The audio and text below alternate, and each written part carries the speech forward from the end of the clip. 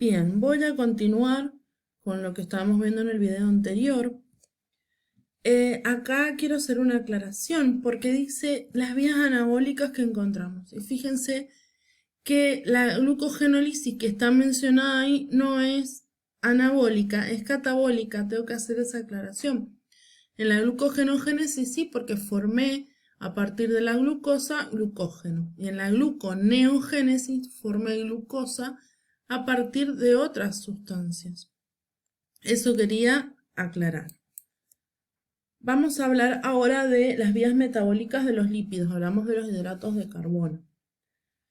Recordemos entonces la importancia de los lípidos, que es almacenarse para luego ser reserva de energía.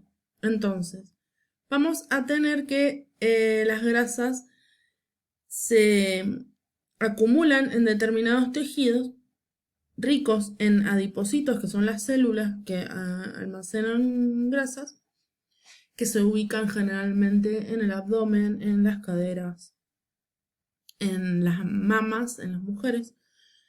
Y vamos a encontrar, como dice ahí, dos procesos principales dentro del metabolismo, que vamos a tener uno anabólico y uno catabólico. Para la formación de triglicéridos vamos a tener lo que se llama lipogénesis, es decir, la formación de triglicéridos a partir de ácidos grasos libres y glicerol.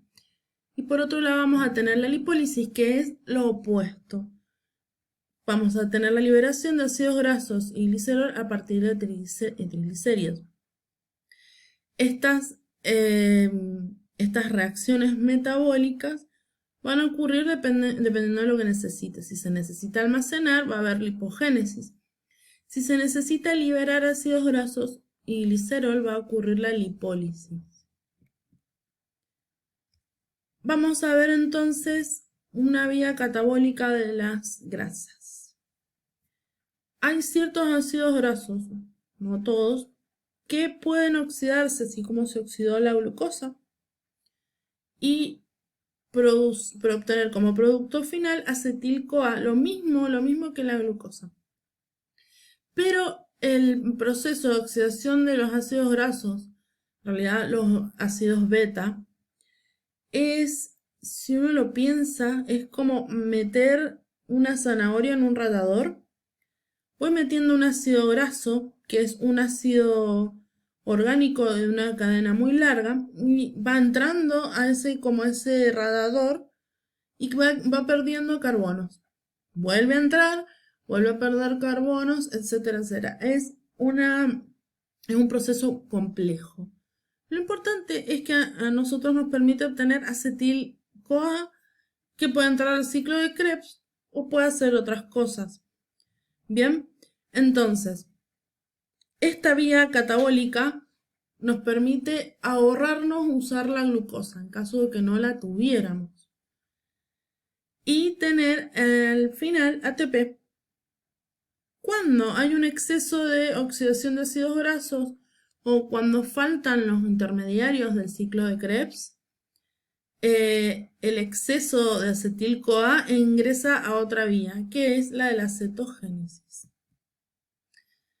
La cetogénesis va a ser la formación de cuerpos cetónicos. Y estos cuerpos cetónicos pueden ser usados para obtener energía, por ejemplo, en la gluconeogénesis, ¿sí?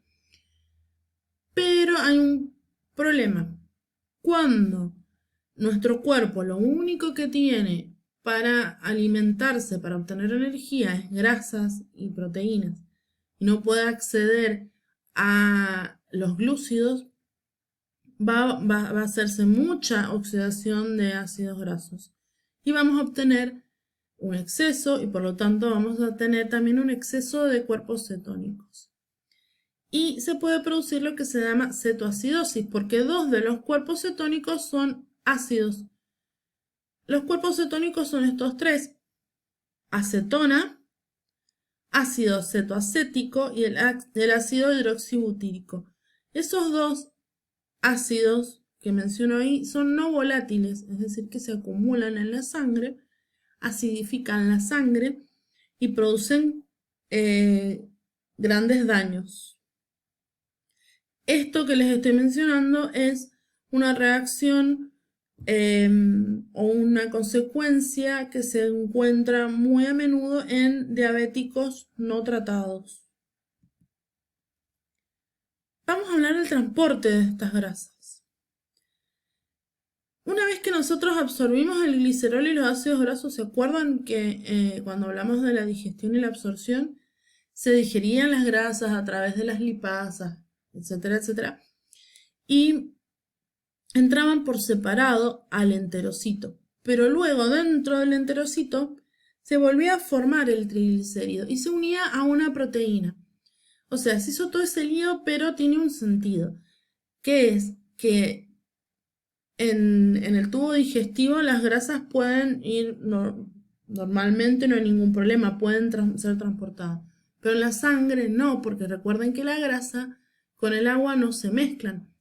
Entonces necesitan de una proteína transportadora. Esa proteína se llama apoproteína B48.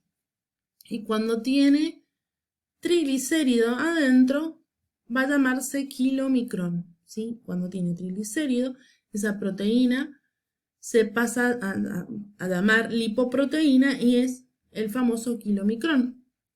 Este kilomicrón va al hígado y va repartiendo parte de los triglicéridos, va haciendo lipólisis y va repartiendo a los tejidos que sea necesario, va repartiendo triglicéridos y llega a la mitad vacío al hígado.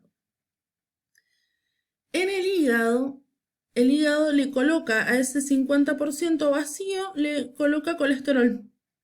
Entonces, esta nueva lipoproteína ahora tiene mitad triglicérido, mitad colesterol. Ahora va a pasarse a llamar VLDL, que son las siglas de lipoproteínas de muy baja densidad, y son las siglas en inglés, que es Very Low Density Lipoprotein. No se rían de mi inglés, ¿sí? Bien, voy a saltear esta y vamos a pasar a lo que sigue. Estas de muy baja densidad van a viajar y van a seguir repartiendo lo que quedaba de triglicéridos. Entonces vuelven al hígado y ahora tienen mitad colesterol, mitad vacío. Estos que están a la mitad vacío se llaman IDL. IDL es que tiene densidad intermedia. Cuando el colesterol le coloque el resto de colesterol para que se complete de colesterol, o sea, 100% colesterol, se llama LDL. Son lipoproteínas de baja densidad. Estas, las LDL, las que se conocen como colesterol malo, son las que reparten el colesterol a las células. Recordemos, lo que es malo es el exceso. ¿Por qué? Porque colesterol sirve para formar membranas celulares, sirve para formar hormonas, vitaminas, o sea que no es malo. Bien. Por otro lado, hay otra que no tiene nada que ver con todo este viaje que hizo el kilomicrón, que se forma parte en el intestino, parte en el hígado, y es la HDL, la de alta densidad, High Density Lipoprotein. Y esta hace lo contrario, este es el famoso colesterol bueno. Esta barra el colesterol de las células y lo lleva al hígado para ser eliminado por la bilis. ¿Se acuerdan que hablamos de estas sustancias de excreción? Y que hablamos de que eran aprovechadas para ser eliminadas a través de la materia fecal, y eran el colesterol y la bilirrubina. Vamos a hablar muy rápidamente del metabolismo de los aminoácidos. Los aminoácidos, como forman proteínas, generalmente no se metabolizan, es decir, no se usan para obtener energía. Se van reciclando y se van formando proteínas. Si se desarma esa proteína, se vuelve a formar otra proteína. Pero cuando hay un exceso de proteínas o cuando hay una falta de glucosa, como hablábamos en los diabéticos, se metaboliza la proteína. Bueno, puede ser también en una persona desnutrida. ¿Y qué va a pasar? Que, acuérdense, el aminoácido tiene un esqueleto carbonado y un grupo amino. un grupo ácido. Pero acá el esqueleto carbonado, no carbónico, carbonado, va a la gluconeogénesis, se obtiene energía, genial, se obtiene glucosa, genial. El problema es el grupo amino, porque el grupo amino que tiene un nitrógeno y dos hidrógenos fácilmente se transforma en amoníaco, que es muy tóxico, porque es muy alcalino, es neurotóxico el amoníaco. Entonces, ¿qué es lo que va a ocurrir antes de que la sangre se torne alcalina? Contrario a lo que decía recién de los cuerpos cetónicos, acá es alcalina, no ácida. Lo que va a hacer es que esos grupos amino que se desprendieron de los aminoácidos se van a unir a otro aminoácido que se llama glutamina, que tiene como lugar para tener dos grupos amino. Esa glutamina es como un transportador. Va hacia el hígado y va a formar la urea. Básicamente la urea, que este es el ciclo de la urea hermoso, miren los nombres. Básicamente la urea es una amida. Es la unión de este grupo amino con dióxido de carbono. No lo parece porque hay como que bastantes cosas acá, ¿no? Pero es la unión de estos grupos amina con dióxido de carbono para dar urea, que es atóxica y se elimina por orina. Eso sería todo lo que tenemos que ver de metabolismo. Esto está muy resumido, pero más o menos para que se den una idea de las vías metabólicas y de la importancia de estas y de que están ocurriendo en este momento en nuestro cuerpo. Recuerden que lo que más nos interesa a nosotros es entender la función, no la química en sí.